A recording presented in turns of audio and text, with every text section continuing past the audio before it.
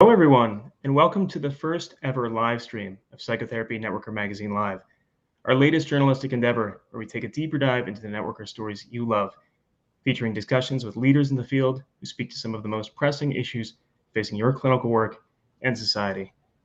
My name is Chris Lyford, and I'm the senior editor here at Psychotherapy Networker. Thank you so much for joining us. Let us know in the chat where you're tuning in from. We'd love to hear from you. In today's live stream, our guests are going to be discussing a topic I wrote about for our March issue, titled Agitated Kids, Dangerous Punishments, Rethinking the Policy of Seclusion and Restraint. You'll see a link to this article on your screen, as well as a special promotion we're offering for a one-year subscription for just $10. That's less than $1 an issue. Now, in the article, I write about seclusion and restraint. It's a term used to describe a punitive school policy that involves teachers either restraining children manually or with objects like straps or specially modified chairs, or secluding them, which often means the child is locked in a room alone. In theory, these practices are designed to address misbehavior or insubordination, but they're often overused and abused, resulting in trauma and sometimes even severe injury and death. Now, while we have over 3 decades of reports documenting the harmful effects of seclusion and restraint, there's been very little concerted effort by the federal government to eliminate the policy, let alone modify it. There are recommended guidelines for applying seclusion and restraint, as well as requirements for reporting its use. Those are often ignored, and for the most part, states and school districts are left to make their own rules about how and when to use it. Now, it's fairly obvious to any parent or teacher, or anyone who knows or works with a child, why this is such a pressing, heartbreaking issue. And I'm sure you have lots of questions, like I did when I sat down to write this piece. Why has it taken so long to address seclusion and restraint? What efforts are being made to change things? And what are some therapeutically informed, safe interventions we can use with kids instead? For the answers, I turn to today's guests, Guy Stevens and Mona Delahooke. Guy Stevens is a father whose neurodivergent son, Cooper, was restrained, secluded, and traumatized in a Maryland school. Guy made a promise to his son that he would do anything necessary to make sure that what happened to Cooper would not happen again. 3 years ago, Guy started the Alliance Against Seclusion and Restraint to raise awareness and promote legislative change to reduce and eliminate the use of seclusion and restraint. And Mona Delahooke is a clinical psychologist, author, and expert on neurodevelopmental interventions for children, as well as the author of Brain Body Parenting, How to Stop Managing Behavior and Start Raising Joyful, Resilient Kids, as well as Beyond Behaviors. Guy, Mona, thank you so much for joining us. Thank you. Thanks so much, Chris. Chris, did I hear you right that this is the first ever live stream? That's correct. Yes. Wow. It's even more of an honor to be able to join you today and really appreciate the opportunity. I know that Mona and I probably both are very grateful that you chose to write about this topic. I know it's very near and dear to my heart, and having had the really great privilege of being able to do some work with Mona as well.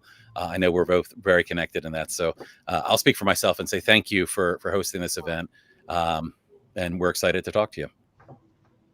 Absolutely. And this is the place to do it. I'm seeing we're having people from all over the world join us. So this is, Psychotherapy Networker is pushing out and helping us discuss topics that may seem controversial in some areas, but very important to talk about. So I'm so excited to have this conversation today. Absolutely. And Chris had mentioned kind of me sharing a little bit about my story of how I got involved in this. And fortunately enough, that story connects with you, Mona. So maybe if you'd like, I'll start out and just share a little bit about how I got involved in this work and maybe how we connected. Please do, Guy. That's great. Thank you. Sounds great. So, I got involved in this about 3.5 years ago. And as I often say, it was a rather unexpected journey. I never envisioned that 3.5 years later that I would be joining you on a program like this. I never envisioned that my life would have changed to such an extent that I would have become kind of a children's civil rights advocate. But that's exactly what happened. And I'll give a little bit of background on that. My journey began really with a personal experience, as so often our journeys do. And I have an amazing son. Actually, I have two amazing kids. My son, Cooper, who is now 16, and my daughter, Audrey, who is almost 13. Cooper's neurodivergent. He's always had needs for additional support throughout his schooling. And, unfortunately, we learned about seclusion and restraint through personal experience. The first time I ever heard the words restraint and seclusion in the context of a school, honestly, it was somewhat of a shock to me.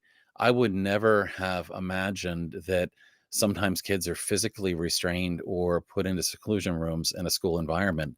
And what happened to my son happened in a public school, as it often does. And I'll go back a little bit in history. And the very first time it ever happened to us, he was just 6 years old. He was 6 years old. He was on a playground. He didn't want to come in. The situation began to escalate. Eventually, he was physically restrained, carried in, and put into an empty office. Um, that event was very traumatic, but they never said it was restraint or seclusion, but that's exactly what had happened. Um, Fortunately, over the next several years, he did really well and got into an environment where he was well supported. He had great teachers with great relationships. But towards the end of the fifth grade year, he had a bit of a tragedy in his classroom. A teacher he'd been working with for about 2.5 years. Um, this was a person that he really relied on. She got in a car accident and she wasn't able to come back to school. And when that happened, he began to struggle. He began to have behaviors that we hadn't seen for several years. This very important relationship really meant a lot to him. And unfortunately, the behaviors, led to things like elopement or kind of leaving the classroom. And there were two occasions where he eloped. He hid in a bathroom, only to eventually come out and be physically restrained, drugged down a hallway, and thrown into an empty classroom. I picked him up the second time this had happened. I'd never seen him so dysregulated. He was very clearly, when I got there, still in a fight or flight state. He had thrown things, knocked things over, tried to climb out the window. It was really traumatic. And in fact, was so impactful that he was afraid to go back to school. He was afraid to return back to a school environment. And that's a tough thing we ask kids to do. If you're physically restrained, the idea of returning to a site of trauma can be really difficult. But eventually, we had a lot of discussion, and based on his input, we decided to homeschool him, and we did that for 2 years, not because we thought that was the best choice, but because we felt it was the best option for my son, and we figured out a way to make that work. That's Mhm. not always an option for people. It's not always an option to be able to do something like that, but he clearly did not feel safe, had been through something traumatic. And I'll make a point that those instances of restraint and seclusion that happened to him in the 5th grade, they were never reported. They were never called restraint and seclusion. They said there was an unsafe situation, and here's what happened. In the interim, I learned a lot about these kinds of practices. And 2 years later, my son made the decision on his own. He wanted to go back to school. He wanted to be with his friends. And we worked really hard, although we had some reservations, we worked really hard to get him back into a program that we thought he would be successful in. Yeah. Worked really hard to work with the school, work with the administration. We talked about what had happened before and how to work with him. This shouldn't have ever been necessary. And I will say that in our state, and one of the issues here is that we have no federal legislation, as the article mentioned, that Yeah. provides oversight to the use of restraint and seclusion in schools. Right. There are laws in law enforcement, there are laws in medical settings, but not in schools.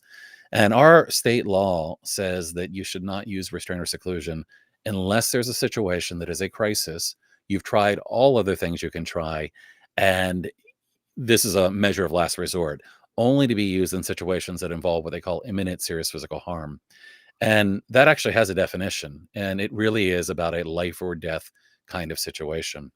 Um, Unfortunately, we got him back in school in the 8th grade. This would have been the fall of 2018. Back in school, he was there for 15 days.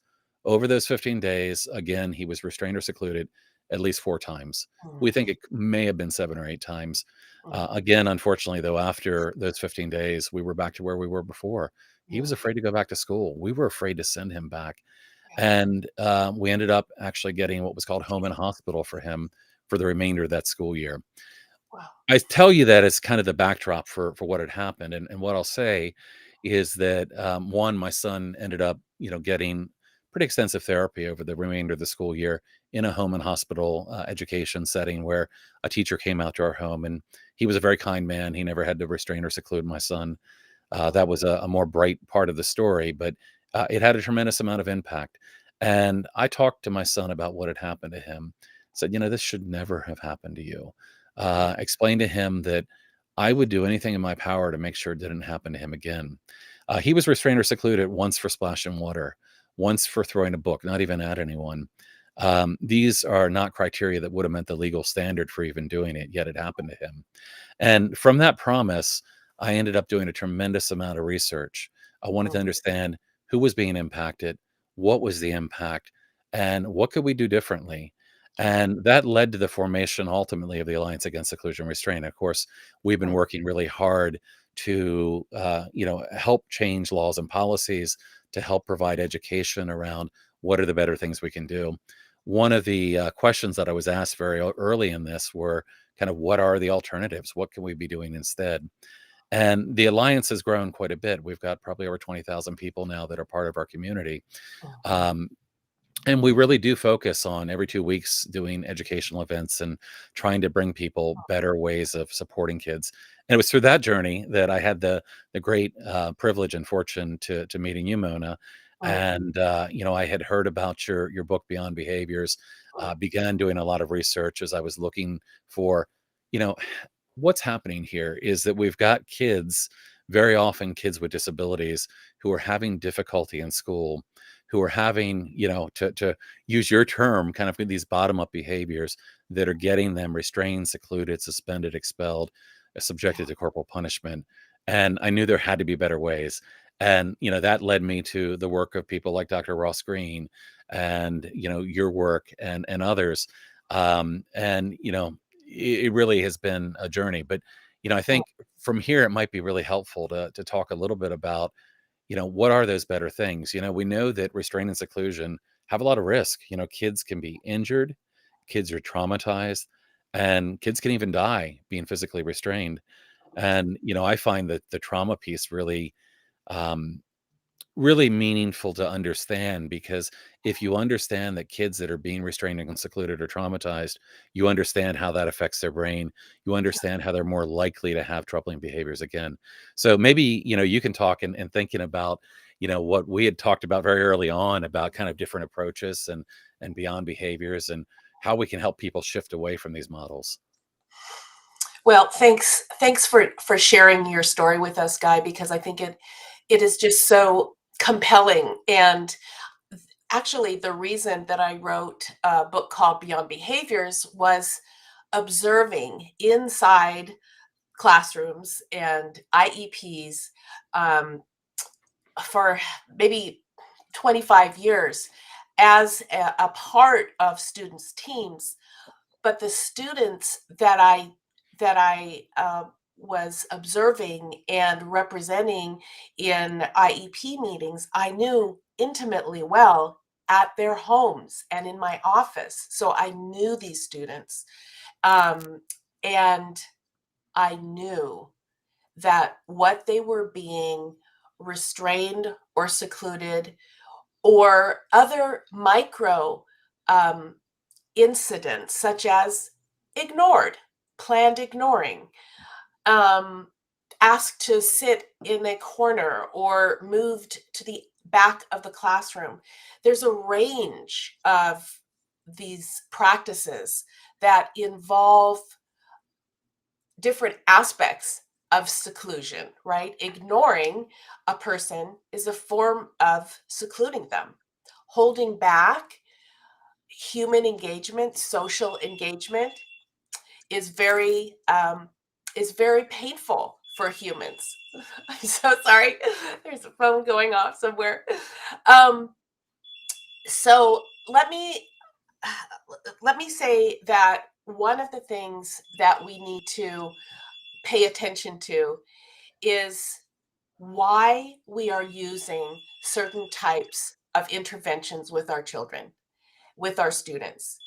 And when we understand what is actually going on in a human body when they are running out of a classroom, when they are throwing a book, not at a person, but out of control, say, throwing a book, as Cooper did, or when they are kicking or screaming or foaming at the mouth, these are classic signs of a nervous system in distress.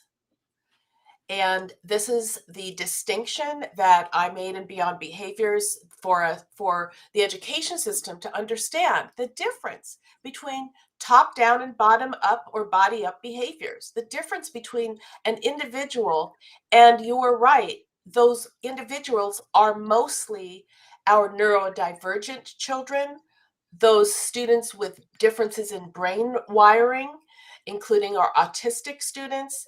They are our traumatized students who may have come from relational trauma, our foster children, our vulnerable children are those who have the highest rate of behavioral challenges and the harshest disciplinary measures.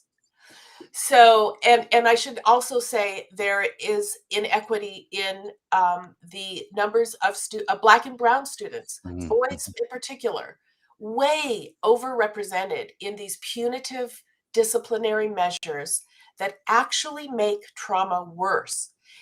When you are punished, it reinforces this idea that our culture, our educational culture has, that the student is one of those students, you know, the frequent flyers to the office, those students that are well known, aren't treated with compassion and a sense of understanding of their vulnerability in their nervous system, which causes the fight or flight response. But they are treated as those students who need more discipline. And I think that's the lens shift that we are promoting. And also just so grateful that Chris Lyford wrote this article, because seclusion and restraint are a perfect example of what happens at the end, you know, at the broad spectrum of misunderstanding of human beings in distress.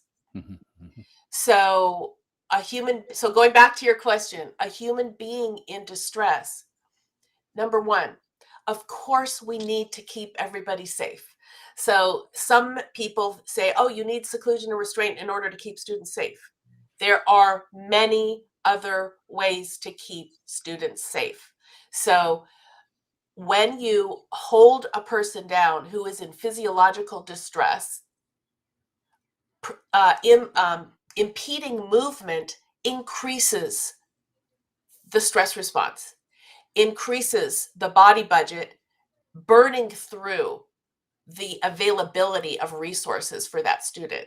So we want to go to practices that are compassionate, that of course keep everybody safe, but number one, help the student know that they are not alone, that someone sees their distress as distress and not as them choosing to have a bad behavior.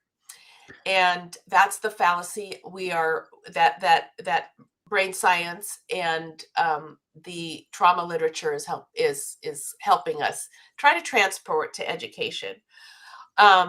But Guy, you have interviewed and studied with people who have alternatives to seclusion and restraint. So maybe you can share with us a couple of those methods that Sure, absolutely. are alternatives if we go to that measure.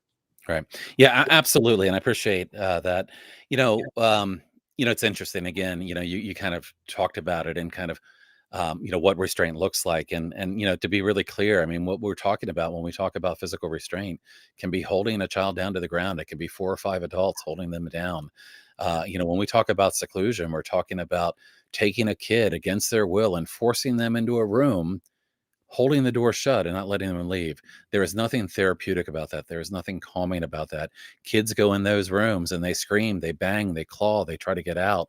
And, after 10 or 15 minutes, they might kind of seem to melt into the corner of the room and put their head down. That's not a sign that they've calmed down. That's not a sign that they're reflecting on what happened. That's a sign that their brain is going into a protective state, that they're beginning to shut down. Mona, I've learned so much from you.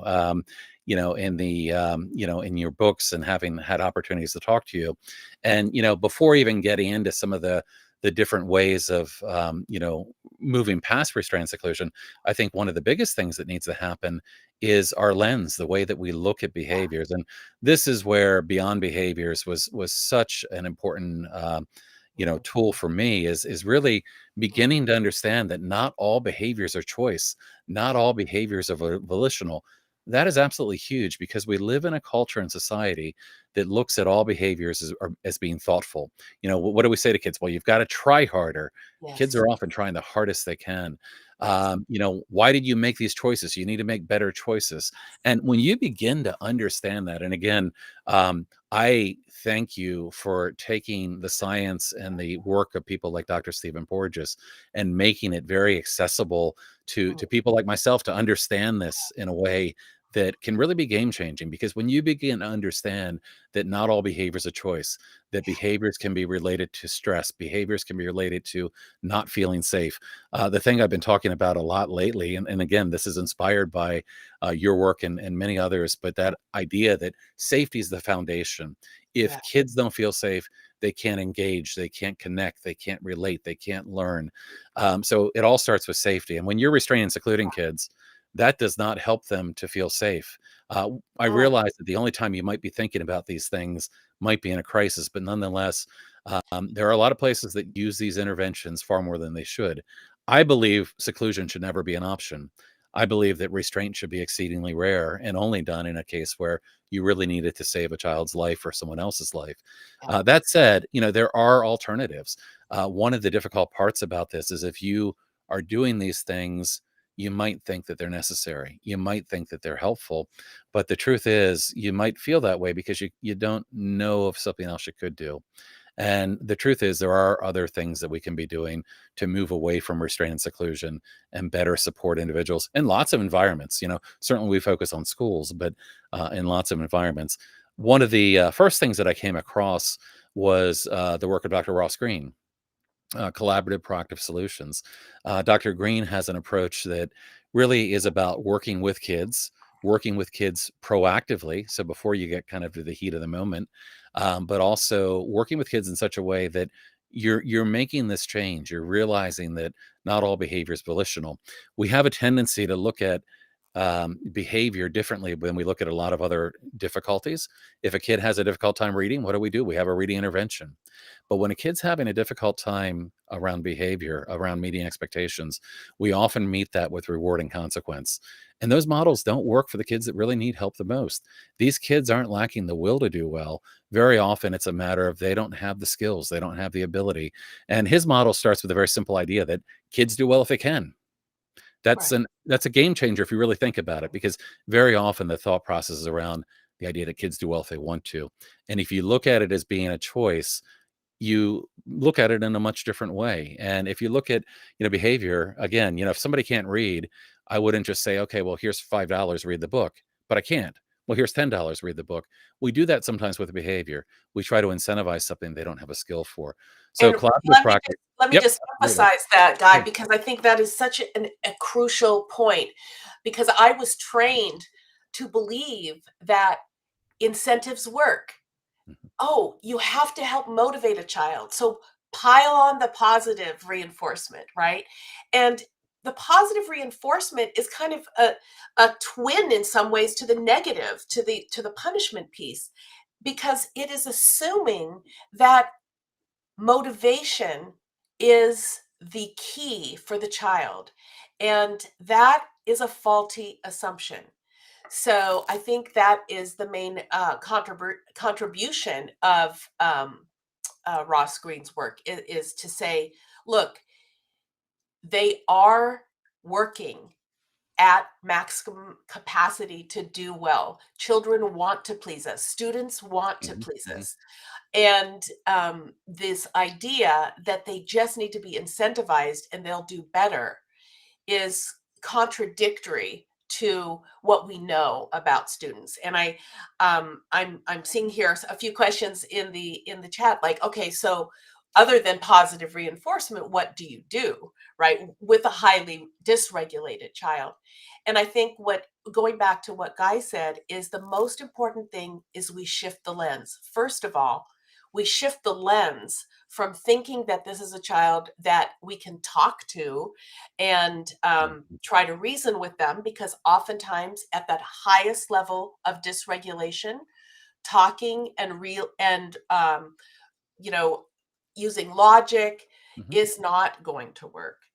And this is where we want to make sure, first of all, that the adult in the room has calmness in their own physiology, in their own nervous system, Yeah. because the best way to help another nervous system calm down is through having a calm nervous system yourself.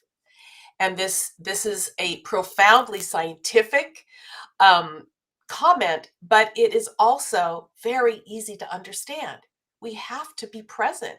And when we shift the lens to understanding that this is a student that needs compassion and not some bad, frequent flyer at the office that has a bad reputation throughout the whole school as being a behavior problem, but likely someone who has experienced trauma in their background, or has developmental challenges that's preventing them from feeling safe in the classroom. And the neuroscience of safety is breaking barriers like there no other. And I'm so grateful to have written a book that is based on the neuroscience of safety, which I think is going to take us forward into shifting our paradigms. So anyway, sorry, I went off on a tangent, and here we have Chris. Hi, Chris. Well, and if I can jump in real quickly, just with one point on what you're saying, Mona.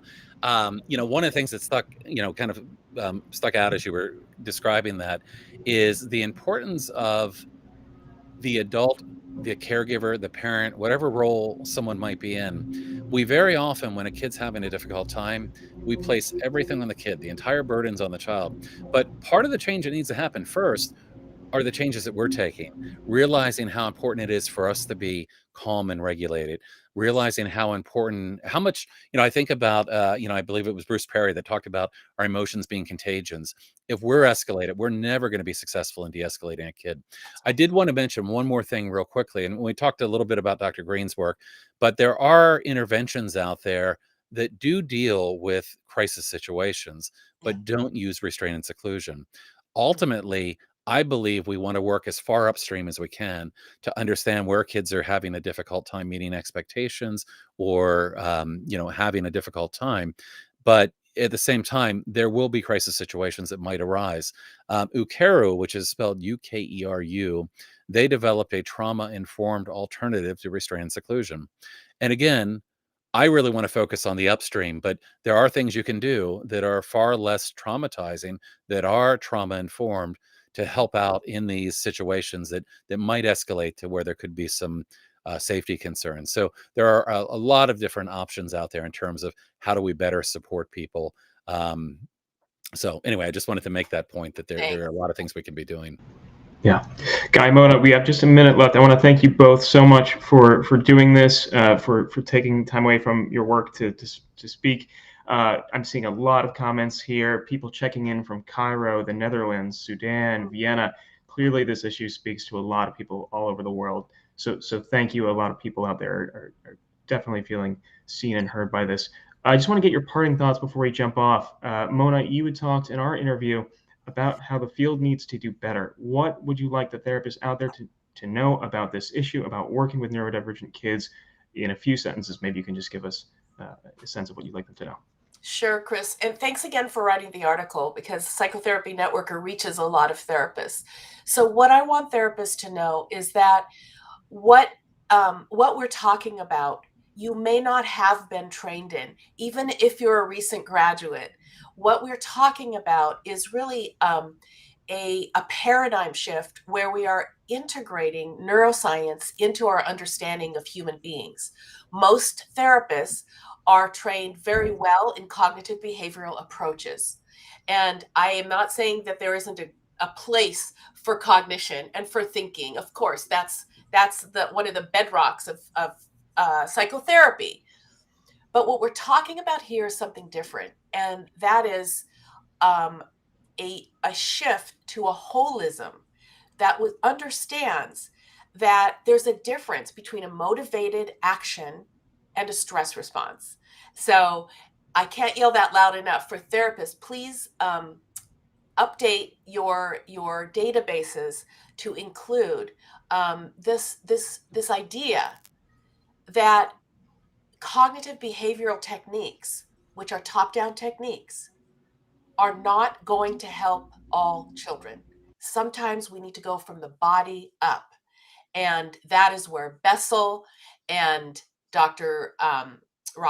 Dr. Gary? Stephen Porges, Dr. Perry, Beth Vanderkook, and myself are saying we have to start with the body. That's where neuroscience is. Education is about 1 million miles away from that. Let's update the paradigms.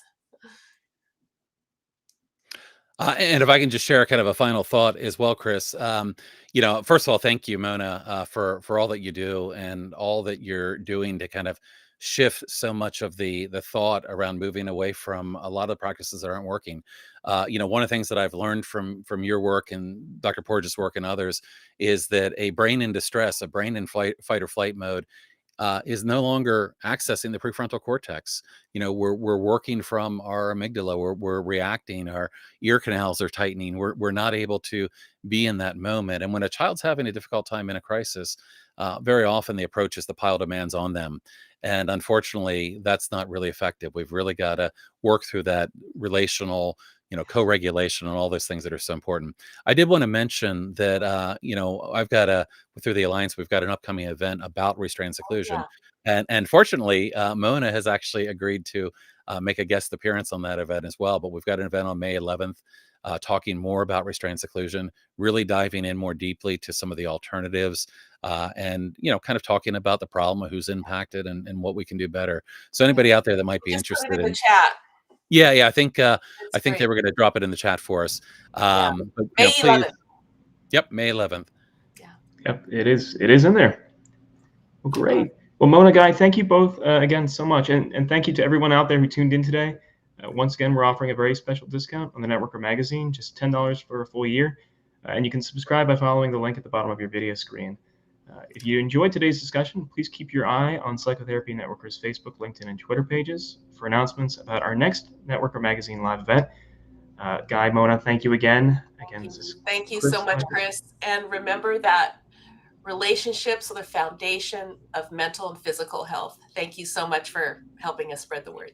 And we've got to say something about this amazing new book. I told you, Mona, that I sent 2 copies of this out to people already this week. And, your work from Beyond Behaviors to this brain-body parenting is just so amazing. And thank you, Chris, so much for covering this really important topic. I think there's a lot of room for us to do better for the people we serve. And I think that also affects, the people that are working with people. So there's a lot of room to do better. Well, thank you both again. And thank you again to everybody out there watching. We'll see you again soon.